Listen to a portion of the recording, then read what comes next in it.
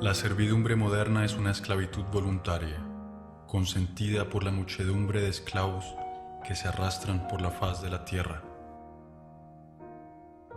Ellos mismos compran las mercancías que los esclavizan cada vez más. Ellos mismos buscan un trabajo cada vez más alienante que se les otorga si demuestran estar suficientemente avanzados. Ellos mismos eligen los amos a quienes deberán servir. Para que esta tragedia absurda pueda tener lugar, ha sido necesario despojar a esa clase de la conciencia de su explotación y de su alienación. He ahí la extraña modernidad de nuestra época. Al igual que los esclavos de la antigüedad, que los siervos de la Edad Media y que los obreros de las primeras revoluciones industriales, estamos hoy en día frente a una clase totalmente esclavizada, solo que no lo sabe, o más bien, no lo quiere saber. Ellos ignoran la rebelión, que debería ser la única reacción legítima de los explotados.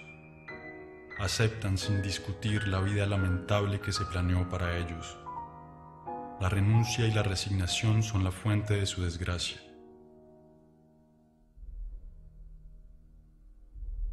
He ahí la pesadilla de los esclavos modernos que no aspiran sino a ser llevados por la danza macabra del sistema de la alienación.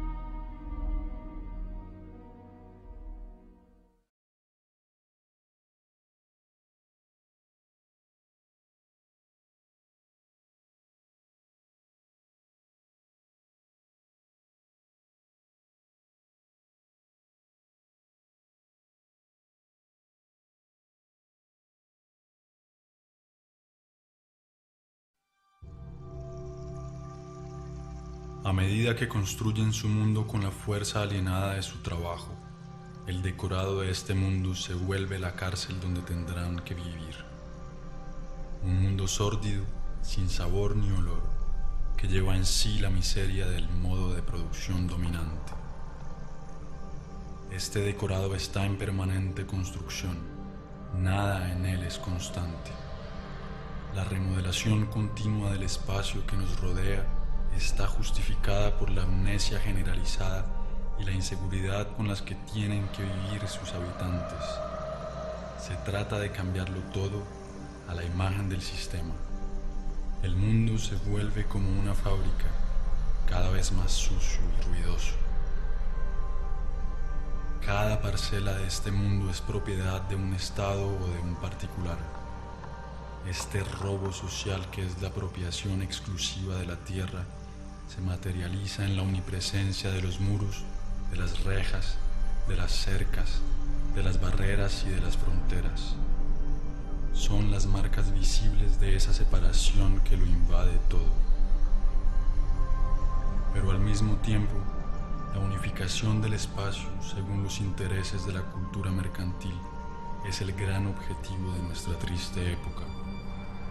El mundo debe convertirse en una inmensa autopista, absolutamente eficiente, para facilitar el transporte de las mercancías. Todo obstáculo, natural o humano, debe ser destruido. La concentración inhumana de esa masa de esclavos es fiel reflejo de su vida. Se asemeja a las jaulas, a las cárceles, a las cavernas, pero a diferencia del esclavo o del prisionero, el explotado de la época moderna debe pagar por su jaula.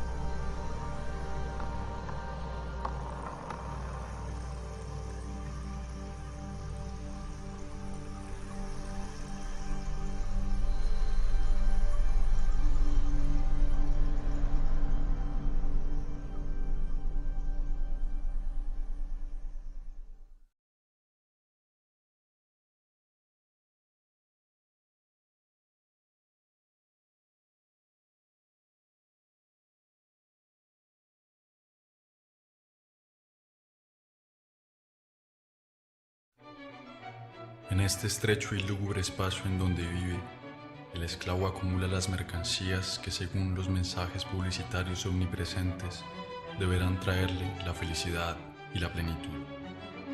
Pero entre más acumula mercancías, más se aleja de él la posibilidad de acceder un día a la felicidad.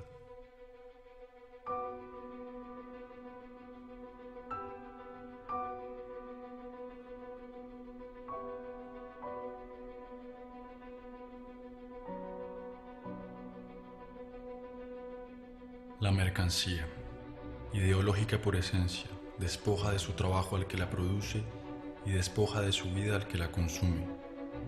En el sistema económico dominante, ya no es la demanda la que condiciona la oferta, sino la oferta la que determina la demanda.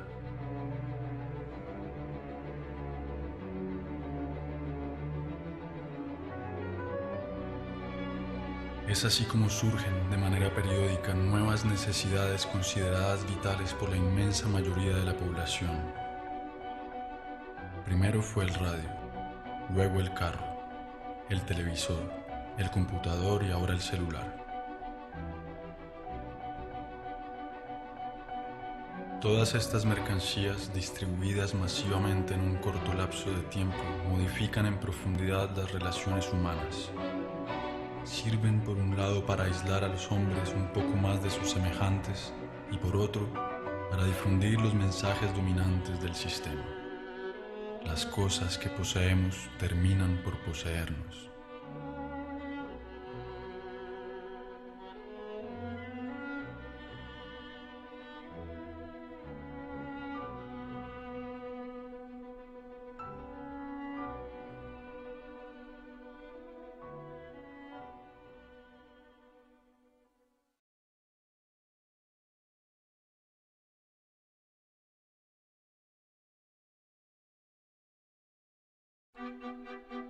Pero es cuando se alimenta que el esclavo moderno ilustra mejor el estado de decadencia en que se encuentra. Disponiendo cada vez de menos tiempo para preparar la comida que ingiere, se ve reducido a consumir a la carrera lo que la industria agroquímica produce. Erra por los supermercados en busca de los ersatz que la sociedad de la falsa abundancia consiente en darle. Su elección no es más que una ilusión. La abundancia de los productos alimentarios no disimula sino su degradación y su falsificación. No son otra cosa que organismos genéticamente modificados, una mezcla de colorantes y conservantes, de pesticidas, de hormonas y de otros tantos inventos de la modernidad.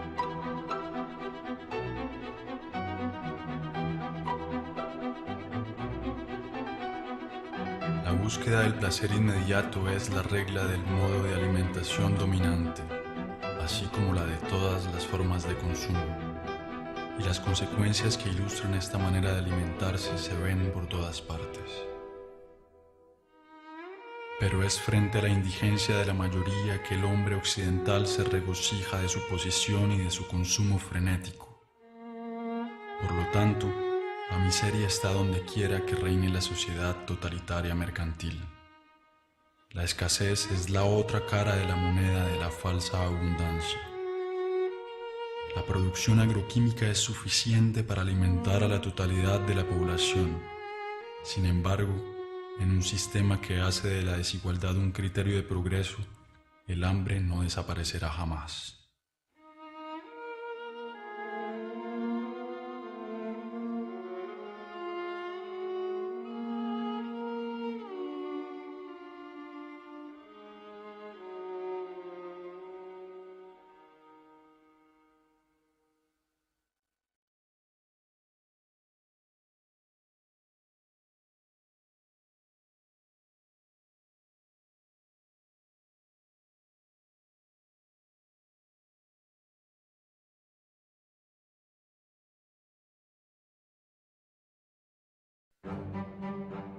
La otra consecuencia de la falsa abundancia alimentaria es la multiplicación de las fábricas de concentración y el exterminio bárbaro y a gran escala de las especies que sirven para alimentar a los esclavos.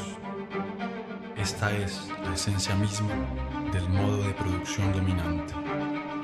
La vida y la humanidad no resisten más ante el afán de lucro de unos cuantos.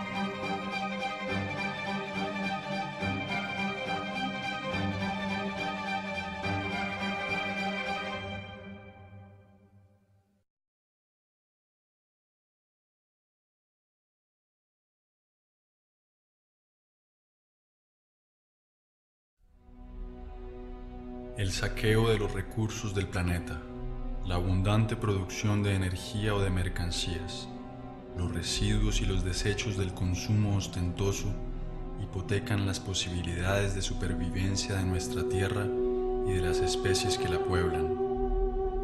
Pero para darle paso al capitalismo salvaje, el crecimiento no deberá parar jamás.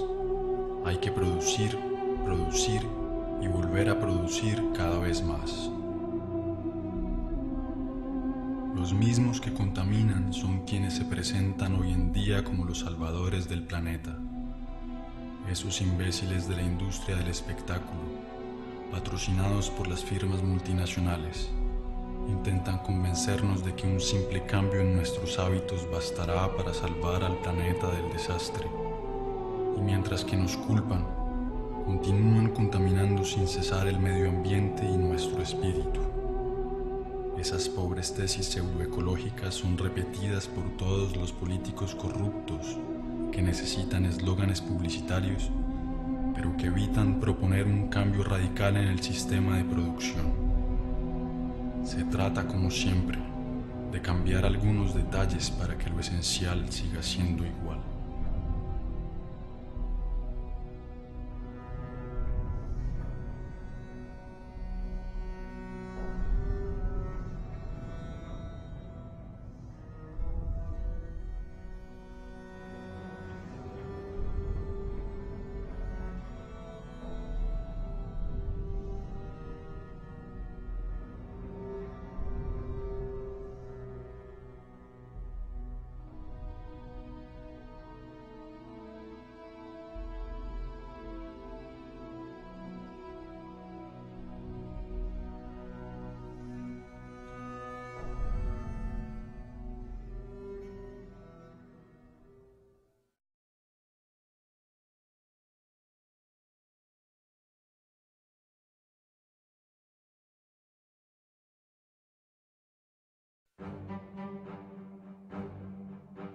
Para entrar en la ronda del consumo frenético hay que tener dinero y para tenerlo hay que trabajar, es decir, venderse. El sistema dominante ha hecho del trabajo su principal valor y los esclavos deben trabajar cada vez más para pagar a crédito su vida miserable.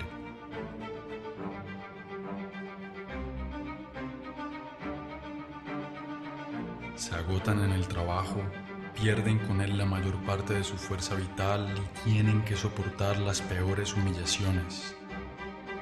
pasan toda su vida haciendo una actividad extenuante y molesta para el beneficio de unos cuantos.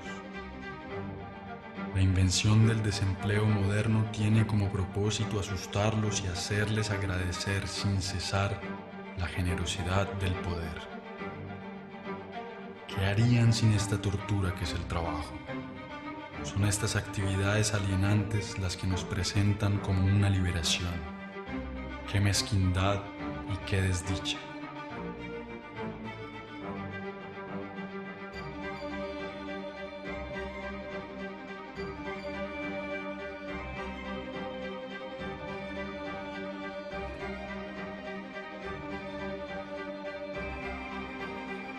Siempre apresurado por el cronómetro o el látigo, cada gesto de los esclavos está calculado para aumentar la productividad.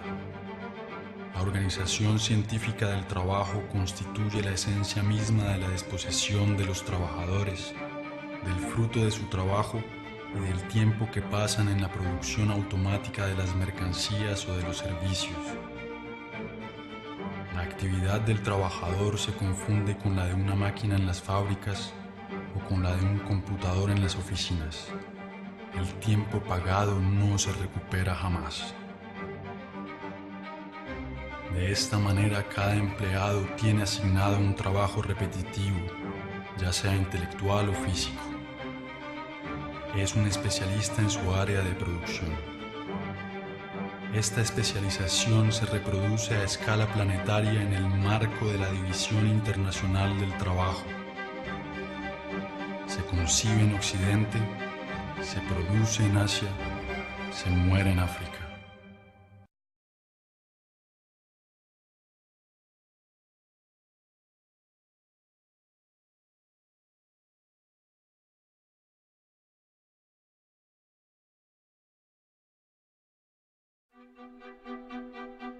A medida que el sistema de producción coloniza todos los sectores de la vida, el esclavo moderno, no conforme con su servidumbre en el trabajo, sigue desperdiciando su tiempo en las actividades de esparcimiento y las vacaciones planificadas. Ningún momento de su vida escapa a la influencia del sistema. Cada instante de su vida ha sido invadido. Es un esclavo de tiempo completo.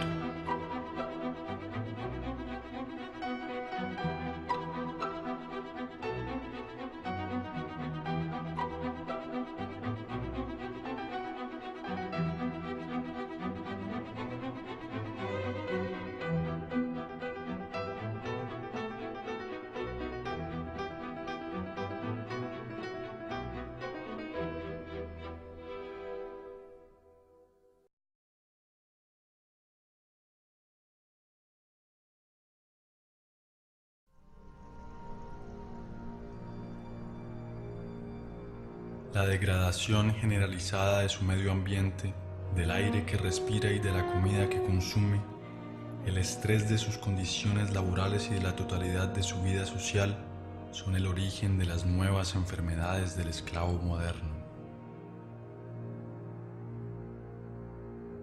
Su condición servil es una enfermedad para la cual no existirá jamás ninguna medicina. Solo la completa liberación de la condición en la que se encuentra puede permitirle al esclavo moderno reponerse de su sufrimiento.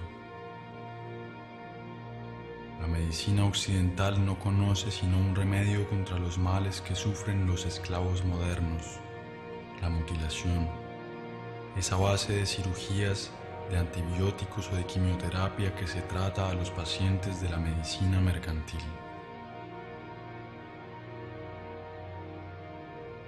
Nunca se ataca el origen del mal sino sus consecuencias, porque la búsqueda de las causas nos conduciría inevitablemente a la condenación implacable de la organización social en su totalidad.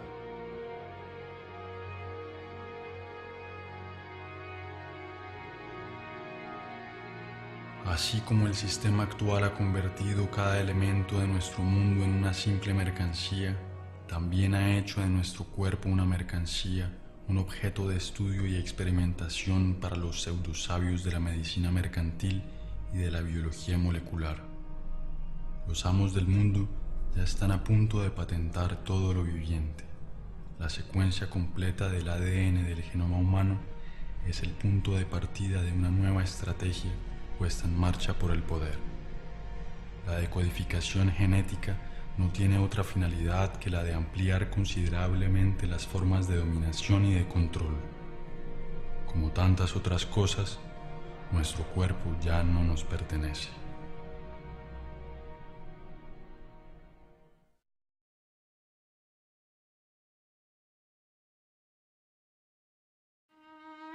Lo mejor de su vida se le escurre por los dedos, pero él continúa porque tiene la costumbre de obedecer desde siempre.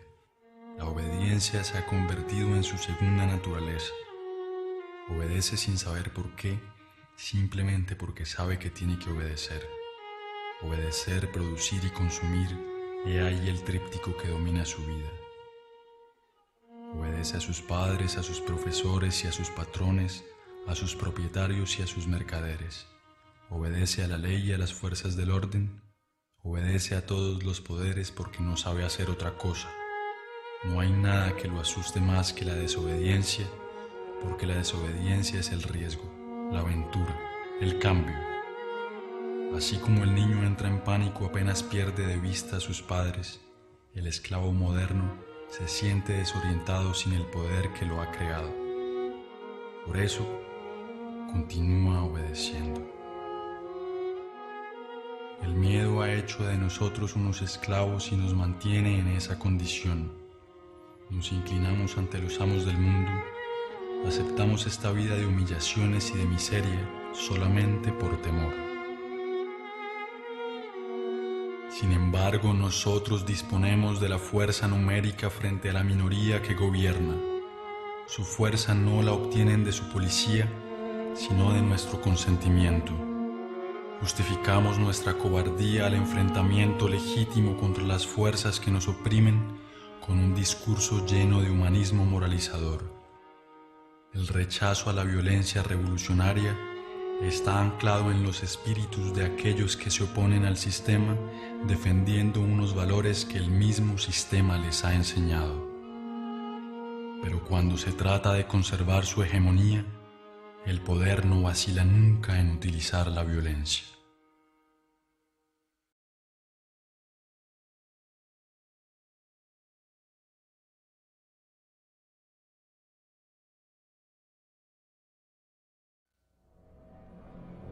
Sin embargo, existen algunos individuos que escapan al control de las conciencias, pero están bajo vigilancia.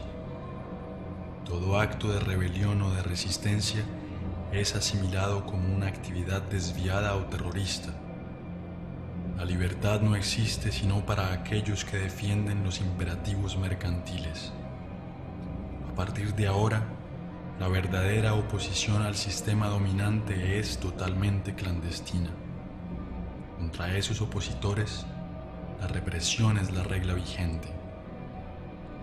Y el silencio de la mayoría de los esclavos frente a esta represión es justificado por el propósito mediático y político de negar el conflicto que existe en la sociedad real.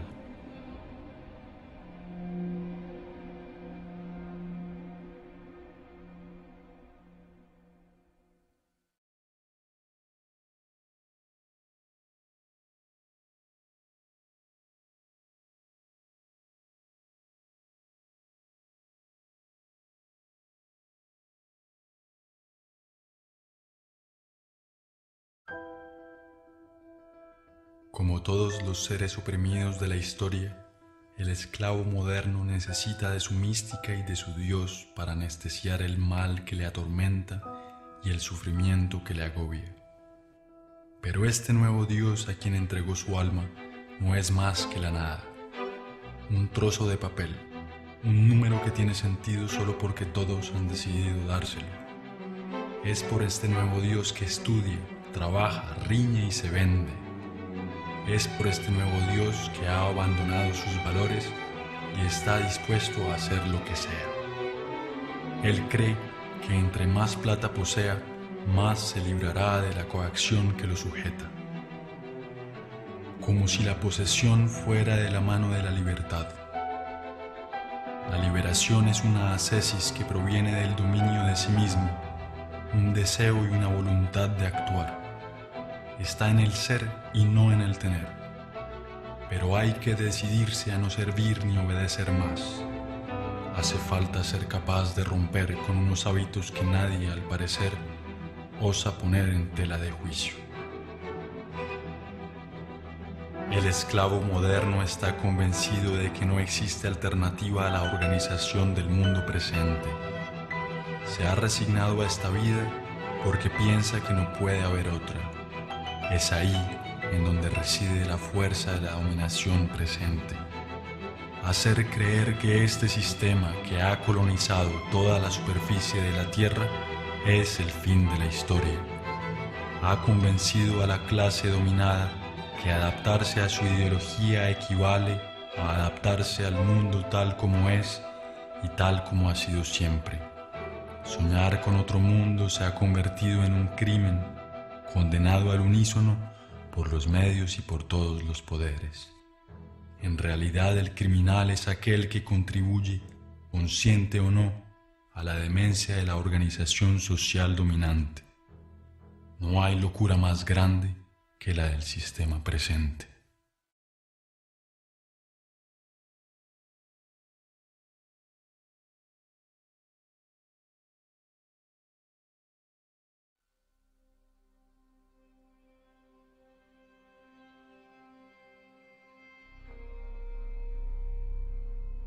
Ante la devastación del mundo real, es necesario para el sistema colonizar la conciencia de los esclavos. Es por eso que el sistema dominante ha decidido enfocarse en la disuasión que desde la más pequeña edad cumple el papel preponderante en la formación de los esclavos. Ellos deben olvidar su condición servil, su prisión y su vida miserable. Basta con ver esa muchedumbre hipnótica conectada a las pantallas que acompañan su vida cotidiana.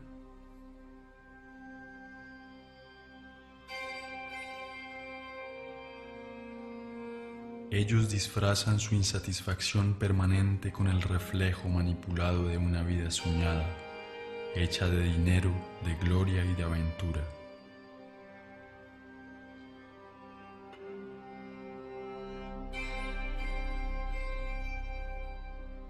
Pero sus sueños son tan lamentables como su vida miserable. Hay imágenes para todo y para todos. Esas imágenes llevan en sí el mensaje ideológico de la sociedad moderna y sirven de instrumento de unificación y de propaganda. Se multiplican a medida que el hombre es despojado de su mundo y de su vida.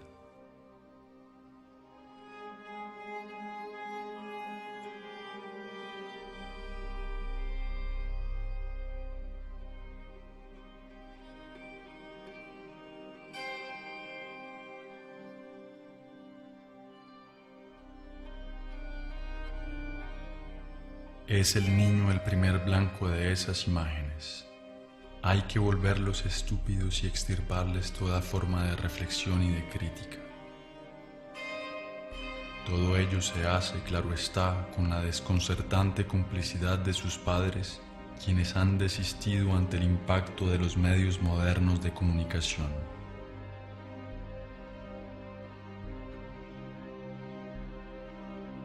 Ellos mismos compran todas las mercancías necesarias para la esclavización de su progenie, se desentienden de la educación de sus hijos y se la dejan al sistema del embrutecimiento y de la mediocridad.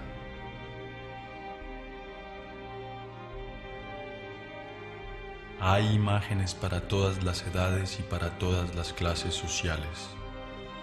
Los esclavos modernos confunden esas imágenes con la cultura y a veces con el arte. Se recurre constantemente a los instintos más bajos para vender cualquier mercancía. Y es la mujer, doblemente esclava en la sociedad presente, la que paga el precio más alto. Ella es presentada como simple objeto de consumo. La rebelión ha sido también reducida a una imagen desprovista de su potencial subversivo.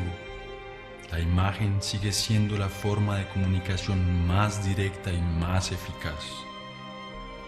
Construye modelos, embrutece a las masas, les miente, les crea frustraciones y les infunde la ideología mercantil. Se trata pues una vez más y como siempre del mismo objetivo: vender modelos de vida o productos, comportamientos o mercancías, vender no importa qué, pero vender.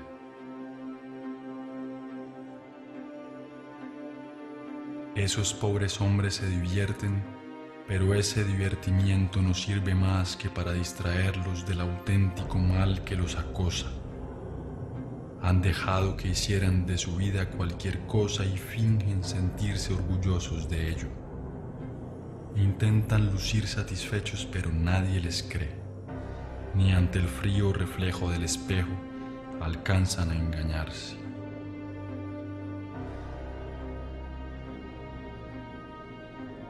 Pierden su tiempo delante de unos imbéciles que los hacen reír o cantar, soñar o llorar.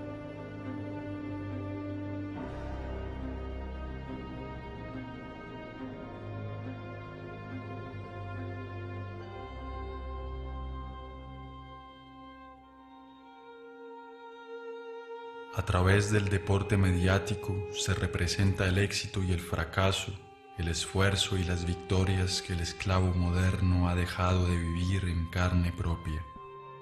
Su insatisfacción lo incita a vivir por encargo frente a su aparato de televisión.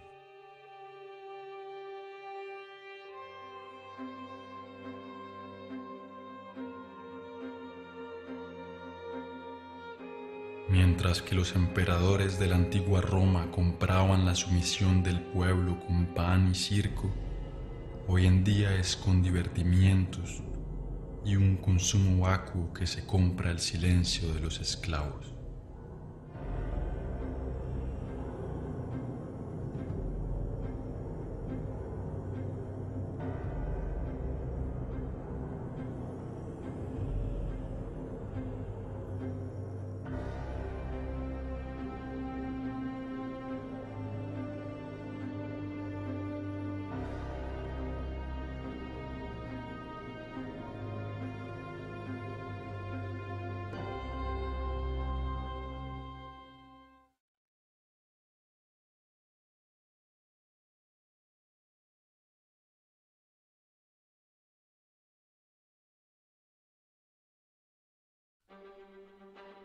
El control de las conciencias es el resultado de la utilización viciada del lenguaje por la clase económica y socialmente dominante. Siendo el dueño de todos los medios de comunicación, el poder difunde la ideología mercantil a través de la definición fija, parcial y amañada que le atribuye a las palabras. Las palabras son presentadas como si fueran neutras y su definición como evidente. Controladas por el poder, designan siempre una cosa muy distinta a la vida real. Es ante todo un lenguaje de la resignación y de la impotencia, el lenguaje de la aceptación pasiva de las cosas tal como son y tal como deben permanecer. Las palabras actúan por cuenta de la organización dominante de la vida y el hecho mismo de utilizar el lenguaje del poder nos condena a la impotencia. El lenguaje es el punto esencial de la lucha por la emancipación humana. No es una forma de dominación que se añada a otra, sino que es el centro mismo del proyecto de sometimiento del sistema totalitario mercantil.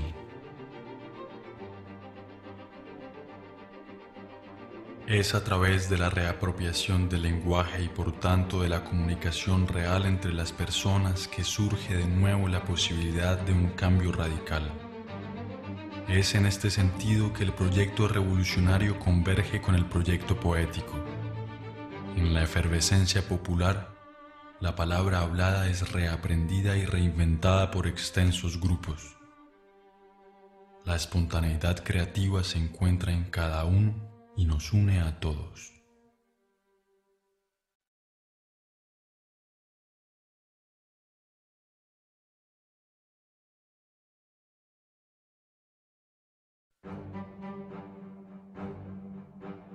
No obstante, los esclavos modernos se sienten todavía ciudadanos. Creen votar y decidir libremente quién conducirá sus asuntos como si aún pudieran elegir. Pero cuando se trata de escoger la sociedad en la que queremos vivir, ¿creen ustedes que existe una diferencia fundamental entre la socialdemocracia y la derecha nacionalista en Francia, entre demócratas y republicanos en Estados Unidos, entre liberales y conservadores en Colombia? No existe ninguna oposición, puesto que los partidos políticos dominantes están de acuerdo en lo esencial: la conservación de la presente sociedad mercantil. Ninguno de los partidos políticos que pueden acceder al poder pone en entredicho el dogma del mercado. Y son esos mismos partidos los que con la complicidad mediática acaparan las pantallas, riñen por pequeños detalles con la esperanza de que todo siga igual. Se disputan por saber quién ocupará los puestos que les ofrece el parlamentarismo mercantil. Esas pobres querellas son difundidas por todos los medios de comunicación con el fin de ocultar un verdadero debate sobre la elección de la sociedad en la que queremos vivir. La apariencia y la futilidad dominan sobre el enfrentamiento de las ideas. Todo esto no se parece en nada, ni de lejos, a una democracia. La democracia real se define en primer lugar y ante todo por la participación masiva de los ciudadanos en la gestión de los asuntos de la ciudad. Es directa y participativa. Encuentra su expresión más auténtica en la asamblea popular y en el diálogo permanente sobre la organización de la vida en común. La forma representativa y parlamentaria que usurpa el nombre de democracia limita el poder de los ciudadanos al simple derecho de votar, es decir, a nada. Escoger entre gris claro y gris oscuro no es una elección verdadera. Las sillas parlamentarias son ocupadas en su inmensa mayoría por la clase económicamente dominante, ya sea de derecha o de la pretendida izquierda socialdemócrata.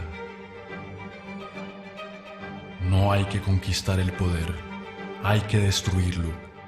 Es tiránico por naturaleza, sea ejercido por un rey, un dictador o un presidente electo. La única diferencia en el caso de la democracia parlamentaria es que los esclavos tienen la ilusión de elegir ellos mismos al amo que deberán servir. El voto los ha hecho cómplices de la tiranía que los oprime. Ellos no son esclavos porque existen amos, sino que los amos existen porque ellos han elegido mantenerse esclavos.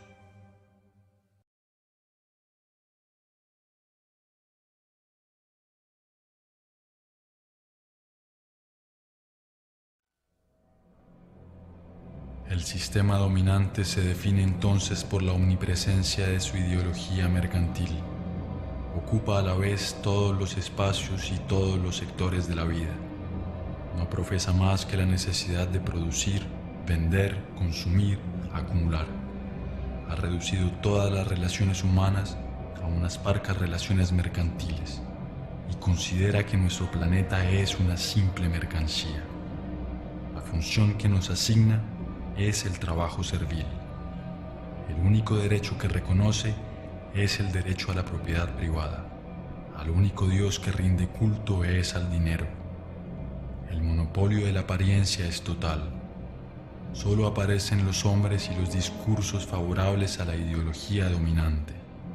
La crítica de este mundo se ahoga en el mar mediático que determina qué está bien y qué está mal, lo que se puede y lo que no se puede ver.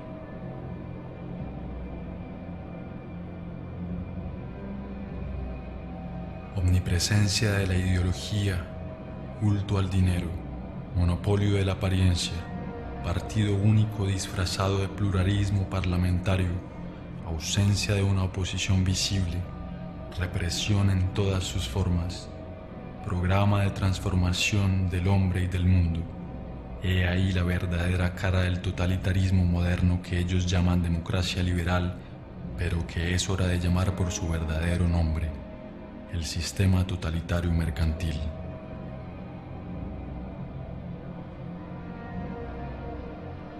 El hombre, la sociedad y todo nuestro planeta están al servicio de esta ideología. El sistema totalitario mercantil ha logrado lo que ningún otro totalitarismo había podido: ocupar cada resquicio del planeta. Hoy en día, ninguna forma de exilio es posible.